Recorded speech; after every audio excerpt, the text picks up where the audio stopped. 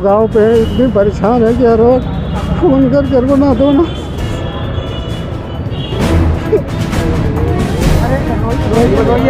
मत।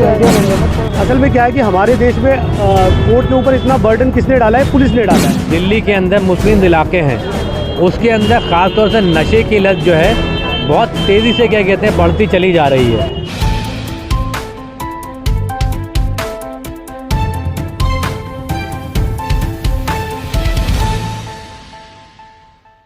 हेलो दोस्तों, इंडिया की न्यूज़ में आपका स्वागत है। इस वक्त मैं मौजूद हूं बटला हाउस के अंदर और आप जो ये बच्चे की फ़ोटो इस टाइम देख रहे हैं, ये लगभग 1 तारीख यानी ये जुमे के दिन से लापता है।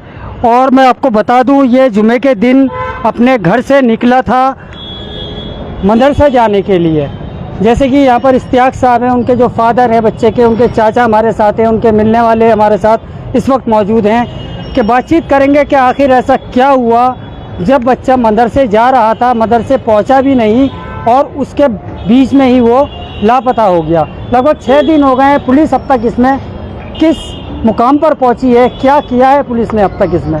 और सबसे बड़ी बात, मैं अपने दर्शकों को, अपने व्यूअर्स से एक रिक्वेस्ट करना चाहता हूं कि जैसे कि मैंने अब से 8 से 10 बच्चों का अब तक लाइव किया है जो खो गए थे, और आप लोगों की शेयर और आप लोगों की मदद से जो है वो बच्चे हमें मिले हैं। बातचीत करेंगे यहाँ पर लड़के के जो फादर हैं इश्तियाक साहब से कि जब ये घर से निकला तो मदरसे के लिए जा रहा था तो पहले कहाँ गया, क्या कुछ हुआ उसके साथ। 6 दिन हो चुके हैं। जो इस वीडियो को हमारी देख रहे हैं, प्लीज़ उनसे गुजारिश है कि वो दुआ भी करें कि ये बच्चा जल्द से जल्द अपने मम्मी और पापा के पास पहुँचे। इश्तियाक साहब, क्या कुछ माजरा हुआ शुरू से बताइए। आपका बच्चा कब घर आता था और ये कब गुम हुआ है?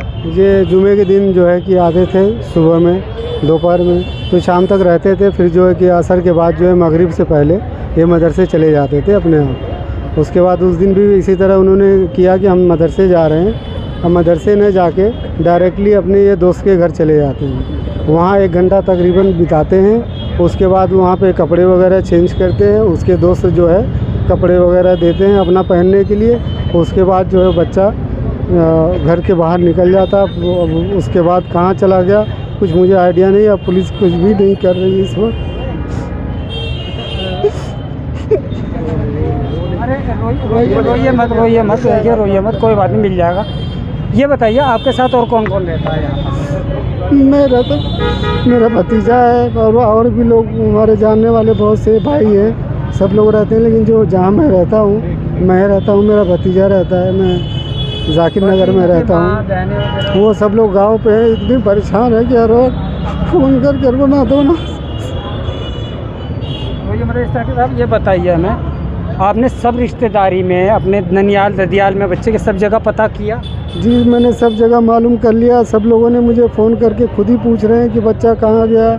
सारी चीज़ें जो है कि मैं दिन भर फ़ोन और ये फ़ोटो जो भी वीडियो मैंने CCTV कैमरे का निकाला है, खुद हम लोगों ने मिल के, जो सब लोग हैं सब लोगों ने मिल के निकाला है। पुलिस ने एक भी CCTV कैमरा और कुछ भी नहीं देखा। यहाँ तक कि जो है कि मैंने निकाला है उसको भी देखने को तैयार नहीं है कि मैंने क्या निकाला है, क्या सही है क्या गलत है। अच्छा, अपने दोस्तों से आपने पूछा? उनके दोस्त भी होंगे साथ में? दोस्त आपने पूछा, उनके घर गए आपने? जी, उनके घर गया तो पहले उन्होंने डिनाई मना कर दिया कि हमारे यहाँ बच्चा नहीं आया है। फिर मैं दोबारा पुलिस को लेके गया, जब भी उन्होंने मना कर दिया। फिर दोबारा मैं दूसरे दिन गया, जब भी उन्होंने मना कर दिया। फिर पुलिस ने उनको थाने बुलाया मेरे कहने पे। तो उसके बाद 2-3 घंटे के बाद उन्होंने कहा कि दोपहर में आया है। फिर उसके बाद तीसरे दिन जो है वो कहते हैं कि शाम में आया है, 10 मिनट के लिए आया था।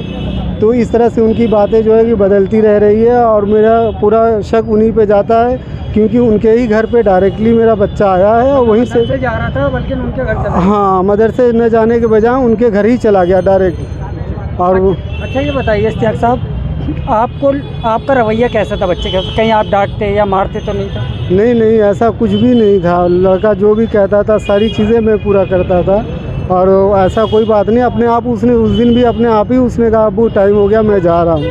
हमने कहा ठीक है बेटा जाओ।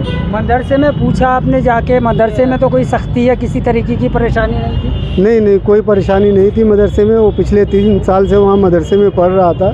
10वें पारे का हिफ्ज़ कर लिया था और जो है कि वहाँ भी मैंने सीसी के टीवी कैमरा भी देखा, सारी चीज़ें। तो बच्चा खेल भी रहा है, पढ़ भी रहा है, तो वहाँ ऐसी कोई परेशानी नज़र नहीं आई मुझे। अभी आपने कहाँ इसको ढूंढने की कोशिश? अभी मैंने खादर से लेके Anand Vihar, new Delhi railway station, मतलब ये इलाका जो भी आपका बटला हाउस तक, जामा मस्जिद, मतलब हमने सब देख लिया अपने आप। मतलब हम लोग जो हैं 4-10 लोग, ये सब लोगों ने मिल के खोजा है, लेकिन पुलिस एक भी जगह नहीं गई है, सिवाय सिर्फ यहाँ जो है कि इनके लड़के के घर पे हमारे कहने पे 2 दिन आई थी। एक दिन रात में जो है कि तीसरे दिन जो है रात में रेड करने की आई थी, और जो है कि ऐसे ही तलाशी लेके सारे कमरों की, उसके बाद वो वापस चली गई। देखिए, पुलिस बिल्कुल भी इन्वेस्टिगेशन नहीं कर रही है। जो भी आईओ हमें अलॉट किया गया है, शिवशंकर नाम है उनका, वो सिर्फ बड़ी मुश्किल से तो एक आए, पहली बार आए, और उन्होंने कहा कि आप ये सीसीटीवी जो है आप निकाल के हमारे पास ले आइए। जबकि ये पुलिस का काम है कि पुलिस को ये करना चाहिए था कि पहला स्टेप ये होता कि वो DVR सबके जब्त कर लेती,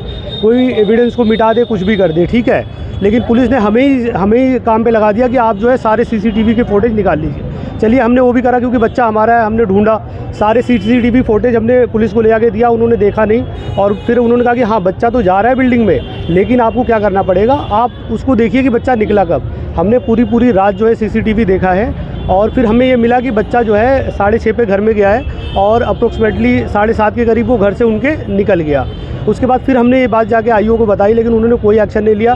थाने में वो बुला लेते हैं सैफ के फादर को, यानी कि मोहम्मद इश्तियाक को, मेरे भाई को बुला लेते हैं, और वो थाने में बिठा के रखते हैं। वहाँ पे अपना दूसरे जो उनके काम है वो करते रहते हैं, और 6-6 घंटे जो है ये छोटी मोटी जॉब करने वाले लोग हैं, और इनको बुला के 5-5 घंटे ये रखते हैं अपने पास, ठीक।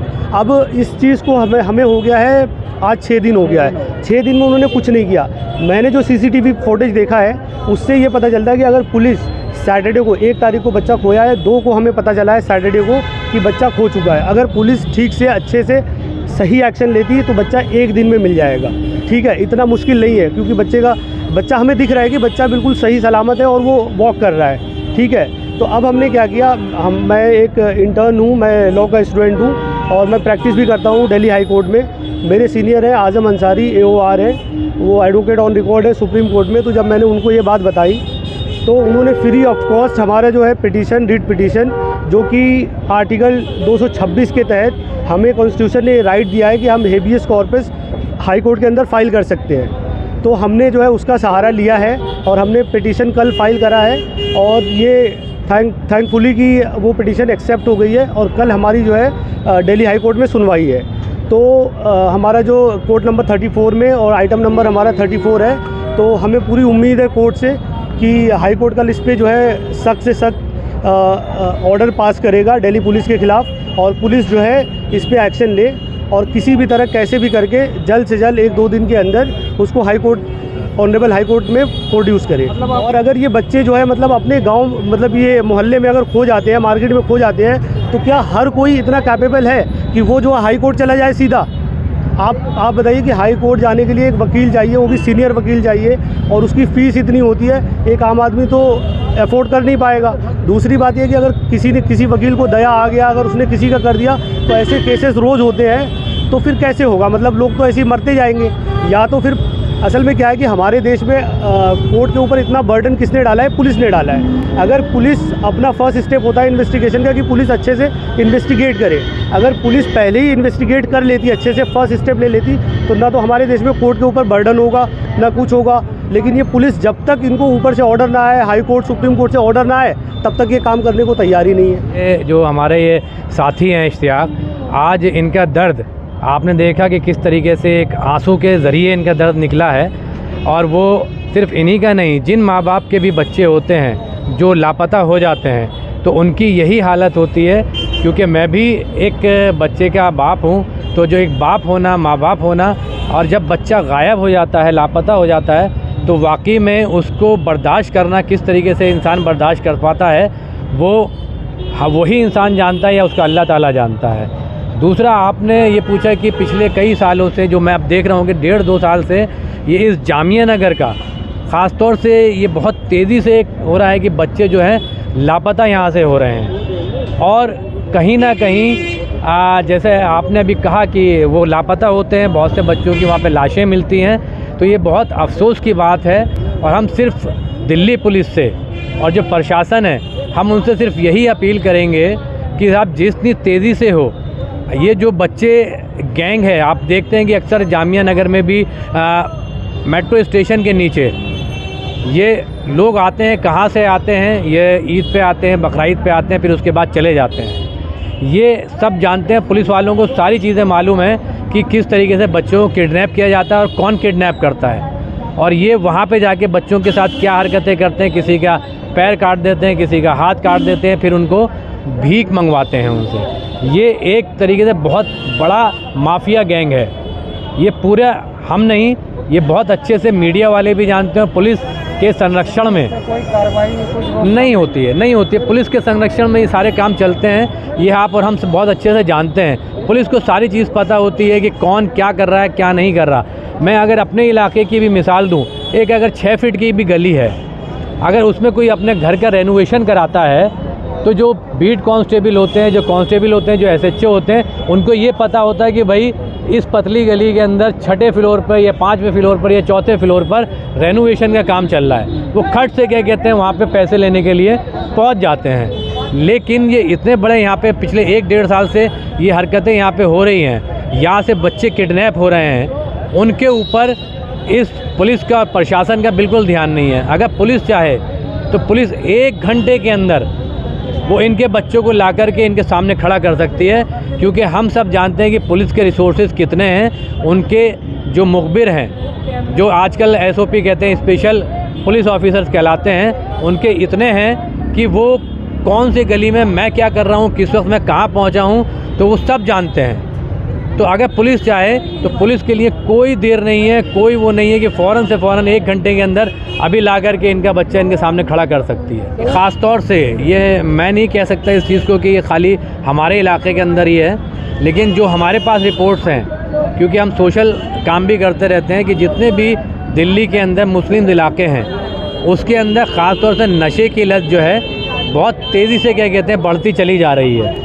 और ये कि छोटे छोटे मासूम बच्चों को पहले ये जो गैंग है, जो माफिया है, ये पहले उनको हल्के फुल्के नशे की आदत डालता है, फिर जब उनको आदत पड़ जाती है तो फिर ये उनको ले जा कर के अपने गैंग में शामिल कर लेते हैं, और फिर उनसे जो भी काम कराना होता है, चोरी करानी होती है, चकारी करानी होती है, या भीख मंगवानी होती है, तो ये उस तरीके के काम करते हैं। तो यहाँ इनके एक मैं और बात कहूँगा कि जो अभी इश्तियाक साहब ने बताई, अभी मैंने एक फुटेज देखी, अगर उस क्लू के ऊपर, उस लीड के ऊपर अगर पुलिस काम करती है, तो मैं इंशाल्लाह समझता हूँ कि इनके बच्चे को बहुत जल्दी वो रिकवर कर सकती है। इसका मतलब वो है कि जिनके वो घर में गया, वो इसके अंदर मुलव्विस हैं, वो कहीं ना कहीं उनका हाथ इसके अंदर है।